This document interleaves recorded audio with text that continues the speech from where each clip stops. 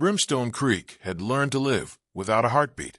The town carried on anyway, one foot in front of the other, because cattle had to be sold and bread had to be baked, and even fear needs a rhythm to keep from turning into chaos. But every rhythm here followed the gang's boots. Their horses drank first at the trough outside the livery.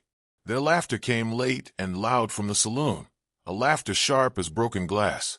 The sheriff's badge hung in his office window like a tarnished coin no one bothered to spend. When sundown bled across the rooftops, doors shut with soft, practiced thuds. The law was a rumor.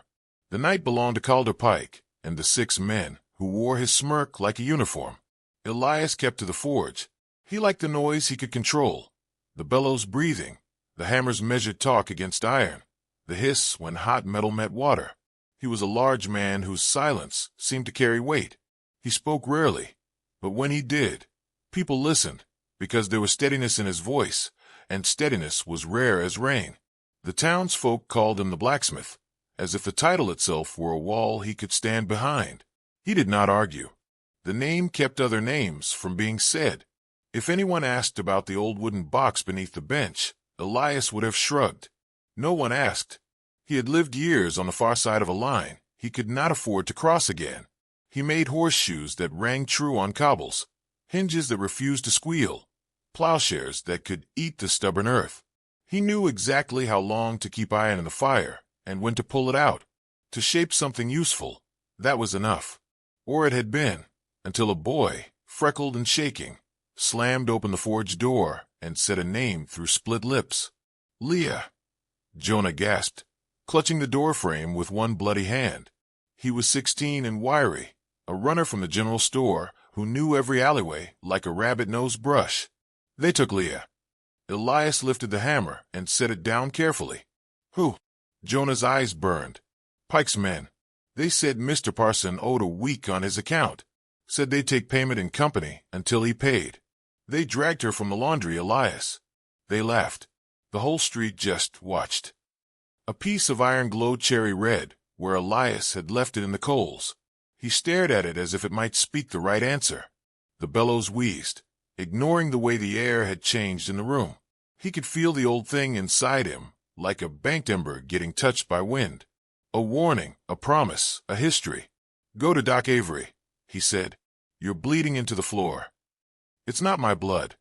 Jonah's voice cracked. They're at the Canary.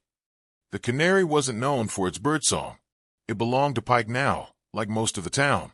A fat man named Teague counted the coins at the bar and made sure the whiskey never ran out. Upstairs, the curtains stayed closed in daytime. Leah Parson, barely 19, folded linen there for a few hours each morning.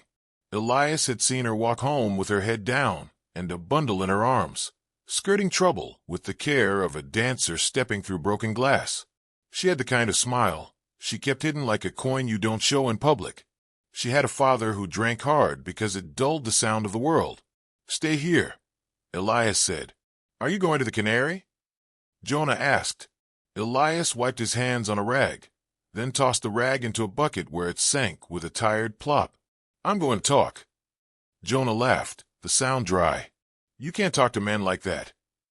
Maybe they forgot how to listen, Elias said. Maybe I'll remind them. He left the forge with the same steadiness he used to enter it each dawn. The street outside simmered under late light. Dust hung weightless, motes drifting like a slow snowfall. He felt eyes on him in that quiet. The blacksmith was leaving his fire. At the saloon door, he paused long enough to see himself in the glass. A big man in a leather apron, a face carved by sun and years, gray just starting to salt his beard. He looked like exactly what the town believed him to be, which had kept him alive this long. He stepped inside. Light bent wrong in the Canary, all whiskey gold and shadow. A piano played itself badly in a corner, while a hunched man did his best to keep up. Men sat in pairs and trios, soaking in their own authority. Calder Pike lounged at a round table near the stairs, boots up, his hat tipped back as if the ceiling existed only to show off his confidence. He had a face made handsome by the certainty of getting his way. His eyes were the flat color of creek stones. Two of his men stood near the stairs, laughing at a joke that didn't require a punchline. From somewhere above, There came the thin sound of a woman's voice trying not to make any sound at all. Elias walked to the table. Teague leaned across the bar to watch.